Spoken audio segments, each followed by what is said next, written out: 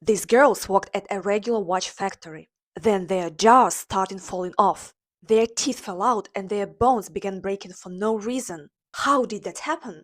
I'll tell you everything in a second. But first, go follow my channel.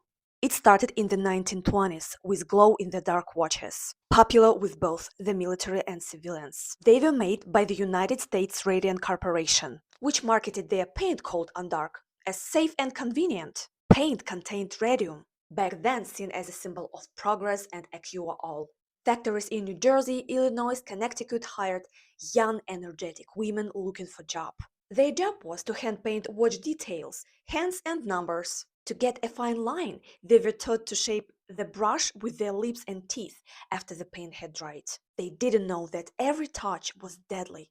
Here's how it worked. The women mixed glue, water, and radium powder into paint and applied it to the watches. The paint dried fast on the brushes, and the workers were told to lick them clean. They were assured it was completely safe. For fun, the women even painted their teeth, nails, and hair with this glowing paint, just messing around until their corpses gave off the same glow. Symptoms started slowly: pain, fatigue, then teeth falling out. Doctors began noticing a pattern.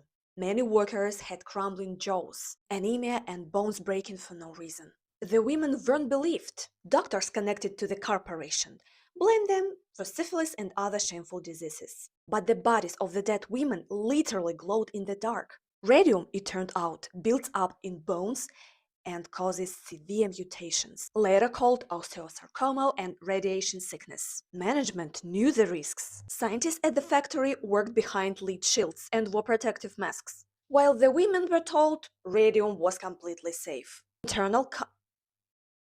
Internal company documents describe the dangers, but none of it was made public. In 1928, everything changed. A worker named Grace Fryer sued. Four co-workers joined her. Some came to court in wheelchairs. It was the first time female workers had publicly spoken out. They became known as the Radium Girls, and the story became a sensation. The case didn't go to a jury. A settlement was reached. Each woman got $10,000 and a lifetime pension.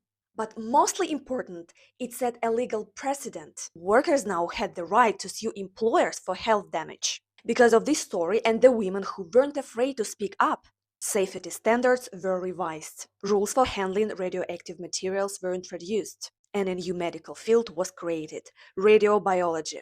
Research from the Radium Girls case helped us understand how radiation affects the body and laid the foundation for radiation